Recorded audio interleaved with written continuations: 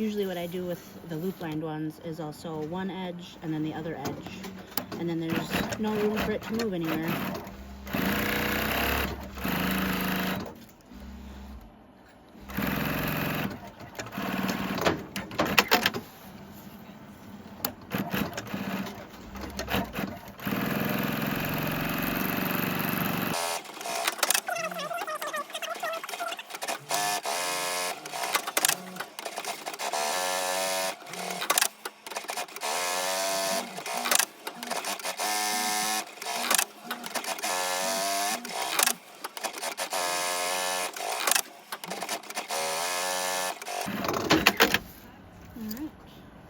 And then I always double check that I've gotten both sides of all of those vertical lines.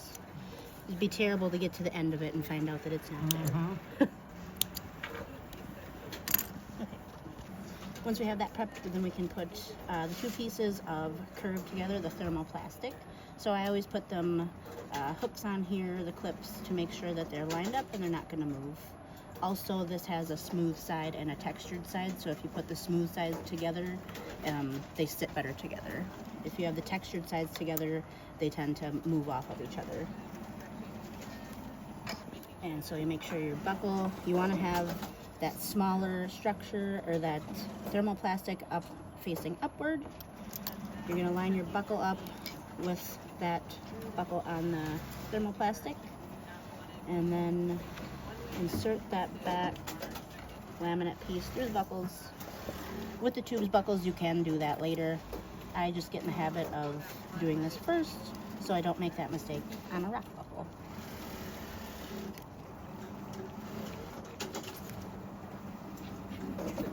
Feed that in there. You want to make sure that this is all laying correctly. So after we sew these boxes on, this is going to flap backward and that loop side should be facing up. Alright, so that curve is also going to have laser marks where you line up your laminate little squares up to. So I line them up in those boxes, and only that smaller piece of curve is going to have those marks on there, or the curve I should say, the thermoplastic.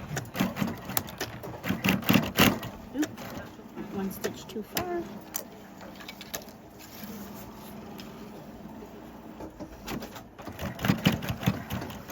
And you're going to sew right up to those laser marks that are on the laminate.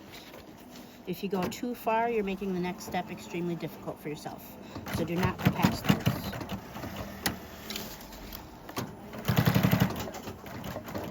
Once you get back to where you started, now we'll put an X in the box. Securing that in there. Then you're going to pivot either way. You're going to go directly over that line of stitching that's already there. And then finish out your X.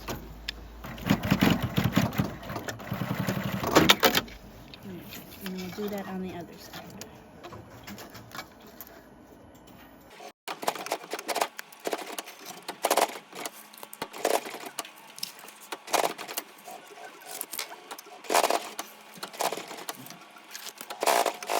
Alright, now we have that first step done, or the second step, I guess you can find. That should be able to flap back. And the end of that, there will be a laser mark on that thermoplastic that kind of lines up with that part right there.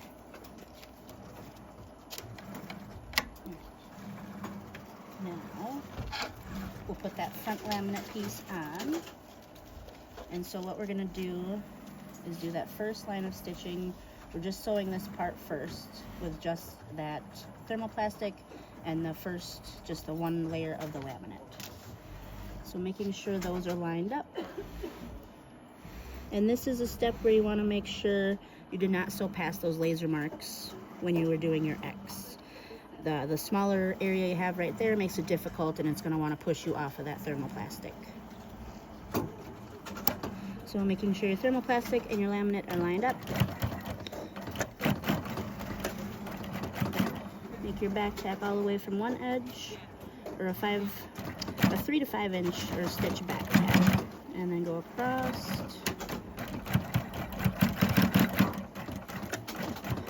And then make another good healthy back tack, not catching that laminate in there.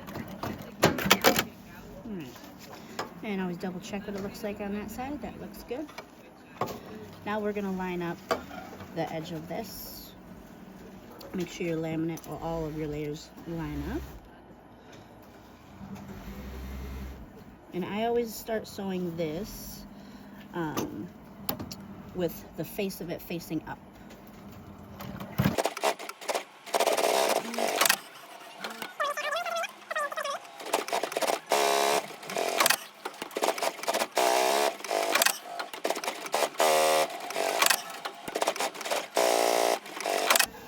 And for the last two molly cells for that line of stitching, I'm going to flip over and stitch those because that buckle is there and it's at an angle. If we flip it over, it'll be nice and flat.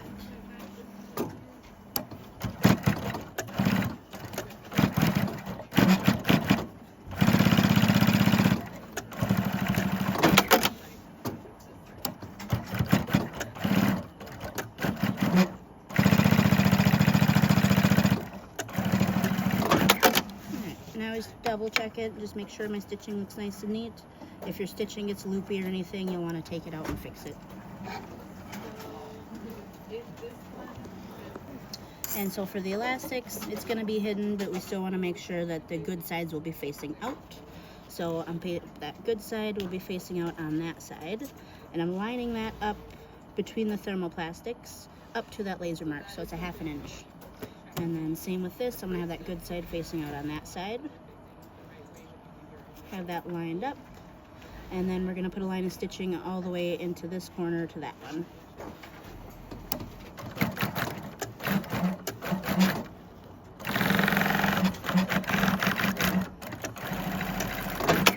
And so I'll do my first line of stitching, get everything secured in there. I'll flip it over, and then we'll do another line of stitching that is a 1/4 inch away from that line of stitching, and then this is where I put my tag.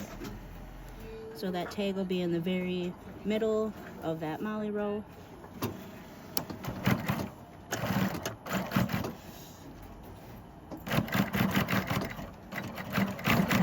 You want to make sure the DM in that tag is facing outward towards the bottom of that box.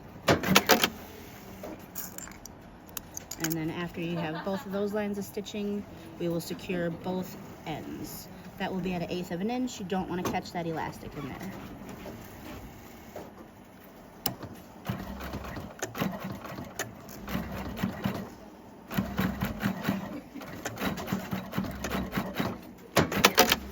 And then I always pull on it, make sure I didn't catch it. Do the same thing on this side.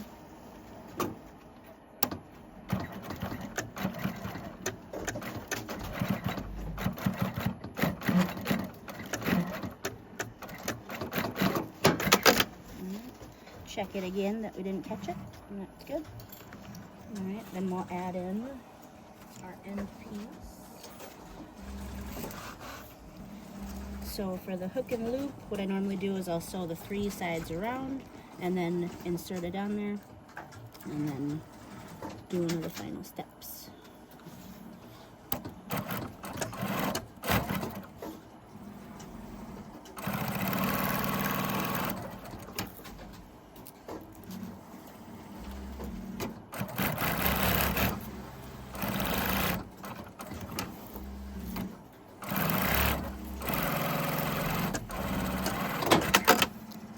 You want to make sure that you're sewing all the way off the edge of these so then they don't start to tear apart when it gets used.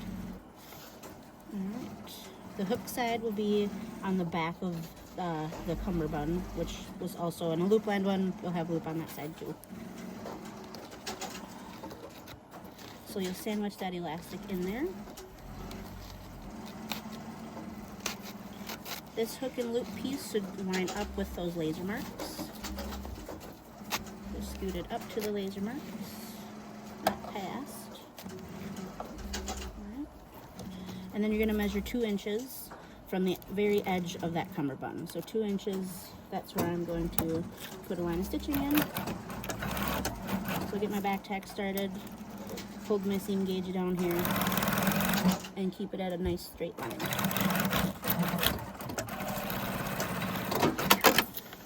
And then we'll put another line of stitching in between those two, the very edge and that line of stitching that we just did at a 1/4 inch, so I'm lining up at the edge of my presser foot.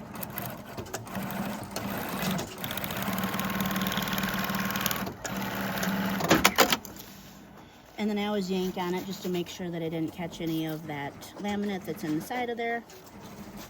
Nice and secure. And then we'll put on our last piece over here. First we'll put on our buckle handle. We'll assemble the handle. So you will, I already made this part, cool. but you'll put a double knot on this. That Atwood rope is 16 inches. You'll put a double knot in there, and then you should only have no more than a 1/4 inch of a tail on there. You'll put on your heat shrink tubing, and then you'll put that in from the front of the cummerbund, or no, from the bottom of that buckle side, sorry. And then insert that in.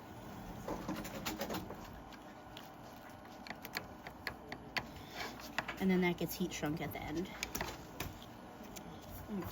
So that's ready, and then we'll just make the buckle end.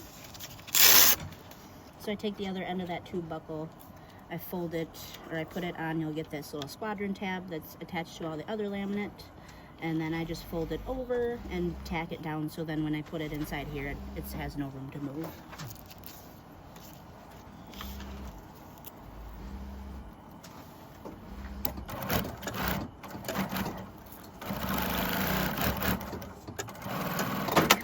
I always do one line of stitching first. That way when I go around the box and do my X, then I don't have to double over any line of stitching.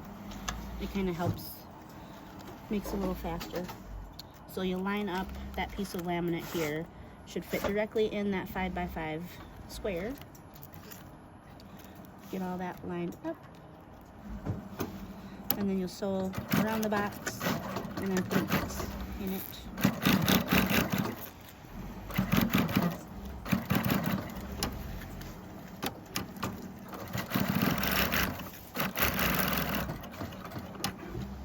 You want to go directly in the corner. We don't, if you're not directly in the corner, we have 1 stitch allowance to be to either side, but best to keep it right in the middle.